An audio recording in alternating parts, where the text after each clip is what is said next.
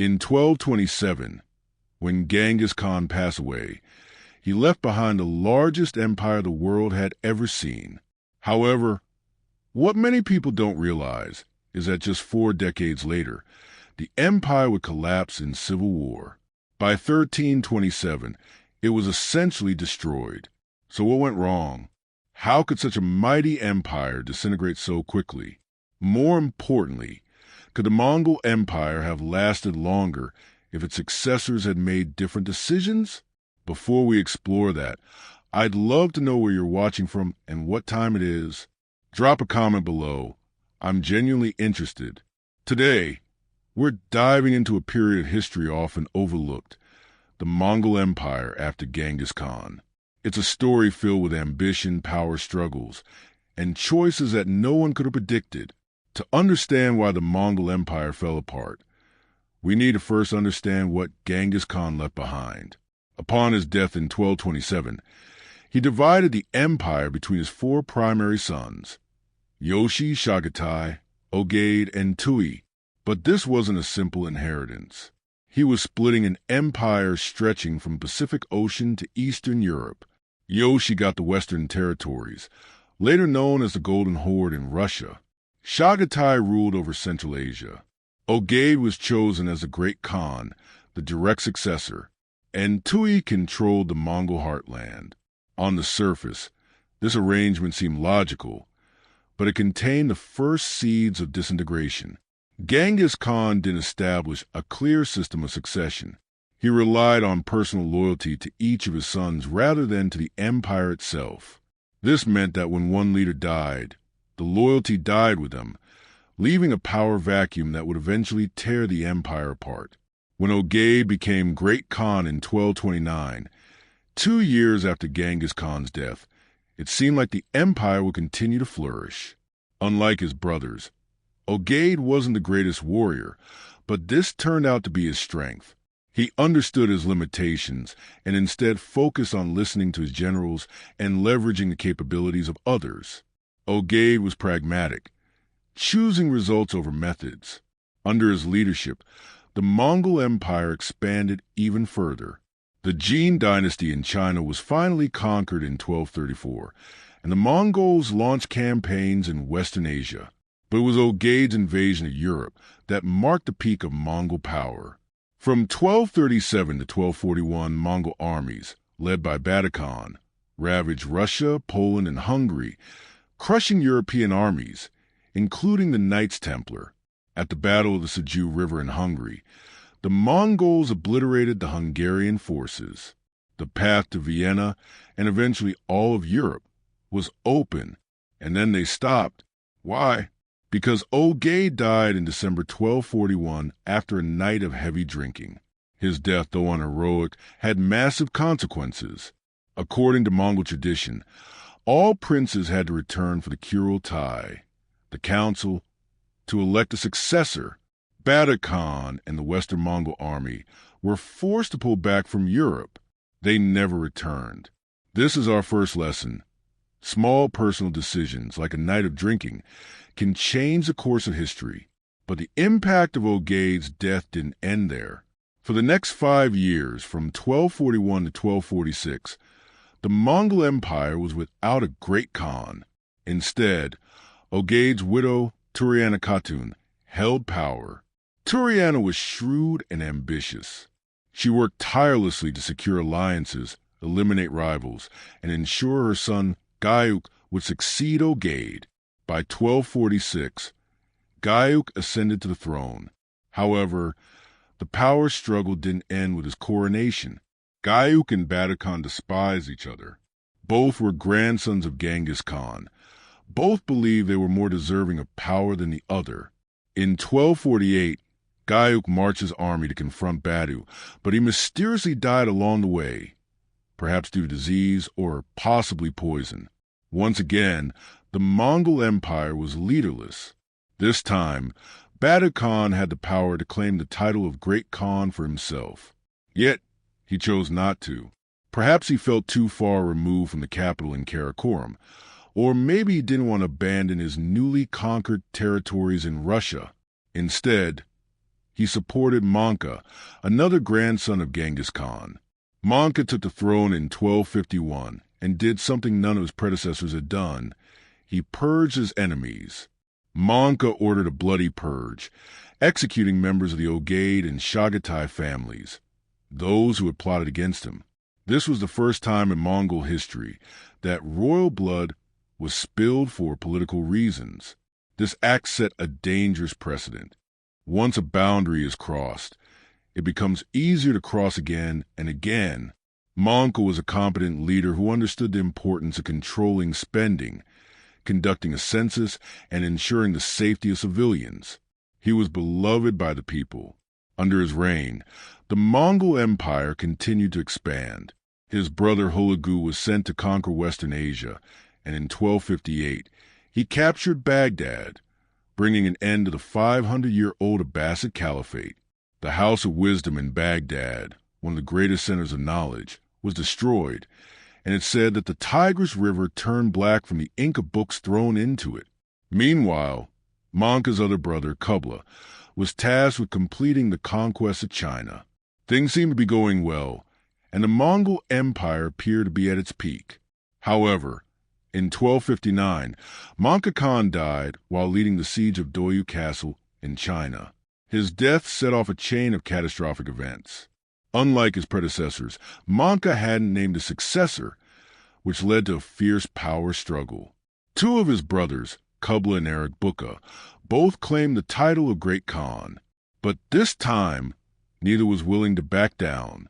From 1260 to 1264, the Mongol Empire was plunged into a civil war, the Talyuid Civil War. This wasn't just a battle between two brothers. It was a clash between two contrasting visions for the empire's future. Erik Bukka represented the traditionalist faction. He remained in Karakorum, the empire's historic capital, and believed that the Mongol Empire should remain true to its nomadic roots. Erik Bukka saw the heart of the empire in the vast steppes where the Mongols had always roamed.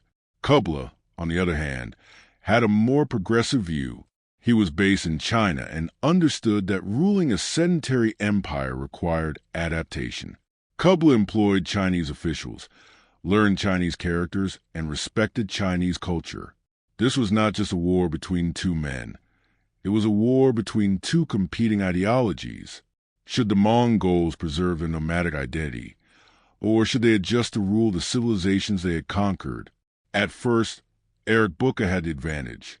He controlled Karakorum, the capital, and convened a Kurotai, the traditional council, where he was proclaimed the Great Khan. But Kubla had something far more significant: resources.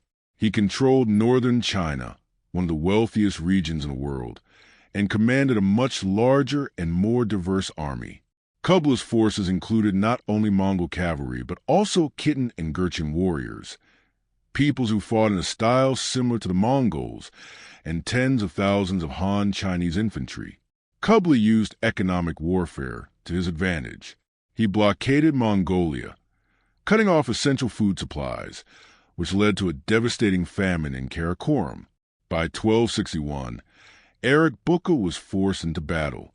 He suffered defeat at Shimoltai and retreated. 10 days later, he tried again near the Khingan Mountains, but the result was a stalemate.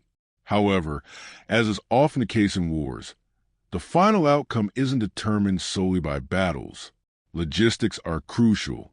Erik Bukka's forces relied on the resources of the Yenisei River Valley, but this was no match for the extensive resources controlled by Kubla. In 1264, Erik Bukka finally surrendered. Kubla imprisoned him, and 2 years later, in 1266, Erik Bukka mysteriously died in captivity. Many suspected that Kubla had poisoned him, though we'll never know for sure. What we do know is that while Kubla won the war, he lost the empire's unity. His victory came at a significant cost.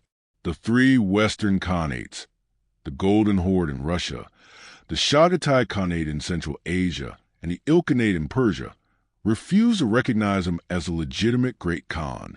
Though they still sent envoys and maintained diplomatic relations, these khanates became effectively independent. The situation worsened as the khanates began to fight among themselves. Genghis Khan of the Golden Horde, a devout Muslim, became enraged when Hulagu, ruler of the Ilkhanate, massacred Muslims in Baghdad. In 1262, war broke out between the Golden Horde and the Ilkhanate, marking the first time that Mongols fought Mongols. Genghis even allied with the Mamluk Sultanate of Egypt, enemies of the entire Mongol Empire, to fight against Hulagu. This was a monumental historical moment because, for the first time, religious and regional interests mattered more than loyalty to the Genghis family. Meanwhile, Kublai faced challenges from Kaidu, a grandson of Ogedei Khan, who controlled part of the Chagatai Khanate. Kaidu continuously challenged Kublai's authority, and the war between the two lasted for decades, from the 1260s until Kaidu's death in 1301. This prolonged conflict drained resources from both sides. In 1304, a peace treaty was signed among the Khanates, acknowledging the nominal supremacy of the Yuan dynasty, Kublai's dynasty. But this was essentially a formality. In reality, the once unified Mongol Empire had fractured. The four Khanates operated as independent states, each pursuing its own interests. Kublai Khan, though, wasn't a poor successor. In fact, he was one of the most capable leaders in Mongol history. His leadership saw the expansion of the empire in China and beyond, and he established a flourishing Yuan dynasty. But despite his talents, Kublai's reign marked the end of the Mongol Empire's unity. The empire had been irrevocably divided, and the Mongols, once united under a single banner, were now fragmented and locked in internal strife.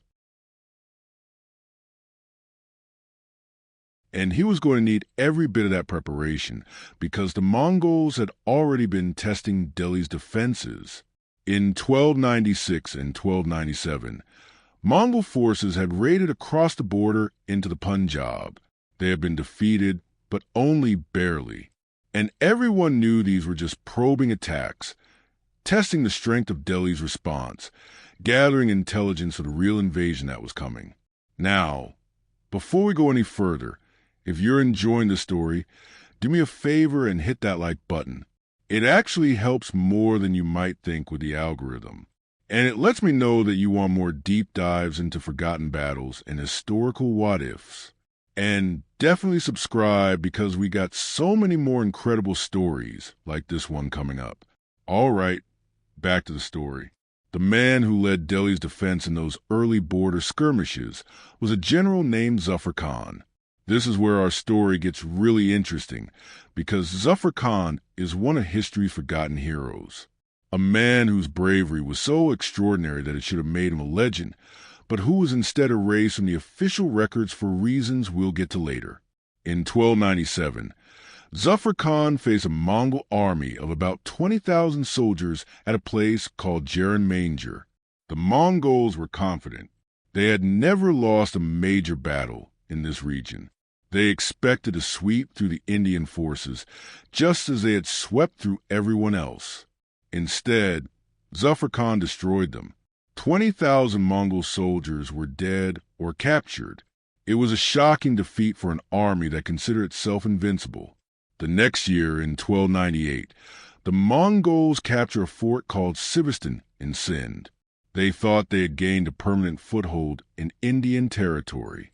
Zafar Khan marched his army day and night, surrounded the fort, and not only defeated the Mongol garrison, but captured their commander alive and brought him back to Delhi in chains. These victories did two things.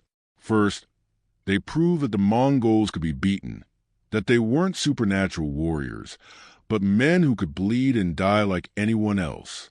Second, and this is important, they absolutely enraged Genghis Khan. The Chagatai ruler could not accept these defeats. His pride wouldn't allow it. More importantly, he understood that if word spread throughout Central Asia that the Mongols had been beaten by Indian forces, it would encourage resistance everywhere. The aura of Mongol invincibility, which was one of their greatest weapons, would be shattered. So, Genghis Khan made a decision. No more raids, no more limited campaigns. He was going to crush Delhi once and for all. And to lead this invasion, he chose his own son, Kutluk Khwaja, a prince of royal blood, a commander who had proven himself in battle, and a man with everything to prove. In late 1299, Kutluk Khwaja assembled his army somewhere in Central Asia. The exact size is disputed by historians. Some sources claim 200,000 cavalry, which honestly sounds like an exaggeration. More reliable estimates put the force at somewhere between 50,000 and 60,000 highly trained Mongol warriors. But even 50,000 is a terrifying number when you're talking about Mongol cavalry. Soldiers who had trained their entire lives for war, who could cover 100 miles in a day, who could shoot arrows with deadly accuracy while riding at full gallop. This army began the long march south toward India. They crossed the Hindu Kush Mountains, near that brutal range that has stopped so many invaders throughout history. They came through the Khyber Pass, that narrow defile that serves as the gateway between Central Asia and the Indian subcontinent. They swept across the Punjab. And here's where things get interesting. Normally, when the Mongols invaded, they would pillage every city they passed, burning, looting, taking slaves, and loading up on supplies. But Kutluk Khwaja forbade all of that. He ordered his men to bypass the cities, to avoid attacking the fortresses, to leave the villages alone. This march took 6 months. 6 months of moving through enemy territory without taking a single city's worth of plunder. Why? Because Kutluk Khwaja wanted his army fresh and at full strength when they reached Delhi. He didn't want his soldiers weighed down with loot or exhausted from siege warfare. This was going to be a battle for everything. A single decisive confrontation that would determine the fate of India. The Mongol army would have only one target. Delhi itself, the capital, the heart of Indian resistance. The city that, if it fell, would open up the entire subcontinent to Mongol conquest. Word of the Mongol advance spread faster than the army itself. Refugees fled south, bringing tales that grew more horrific with each retelling. The Mongols numbered 1 million men. Some said they rode horses that breathed fire. They ate the flesh of children. Panic spread through northern India like wildfire. In the cities of Mulan and Samama, Aladdin's generals readied their forces, expecting the Mongols to attack them first. But Kutluk Khwaja ignored these cities completely. He had no interest in side battles. He was going straight to Delhi. And when he arrived, when his army finally stopped marching and set up camp at a place called Kili, just 10 kilometers north of Delhi's walls, the entire city held its breath.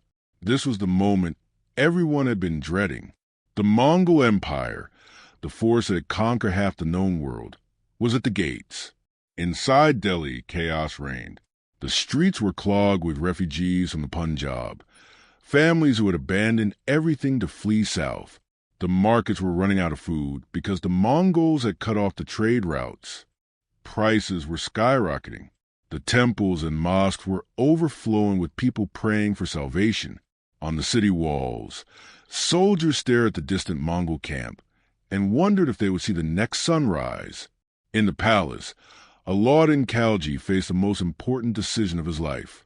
So, what can we learn from the history of the Mongol Empire after Genghis Khan? Lesson 1. No system means no sustainable succession. Genghis Khan built an empire based on personal loyalty, and when he died, no succession system existed to maintain that unity. His successors had to constantly fight to rebuild that loyalty. Today, successful organizations understand this. They create systems, cultures, and values that exist independently of any individual. This keeps the organization stable and resilient, even in the face of leadership transitions. Lesson 2. Diversity needs unity. The Mongol Empire spanned across various cultures, religions, and ways of life.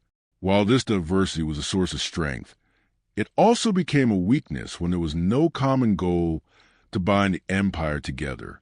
The Muslims in the Golden Horde couldn't accept the slaughter of Muslims in Baghdad, while the traditional Mongols couldn't accept Kublai Khan's increasing adoption of Chinese customs. The lesson here is clear. Diversity is valuable, but there must be core values that unify a diverse group. Without shared ideals, divisions grow. Lesson 3. Adapt or die. Kublai Khan understood that to rule China, he needed to adopt Chinese culture to some extent. However, he also didn't want the Mongols to lose their distinct identity.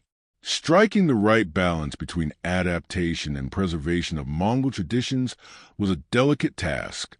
Ultimately, the Yuan dynasty failed to achieve this balance.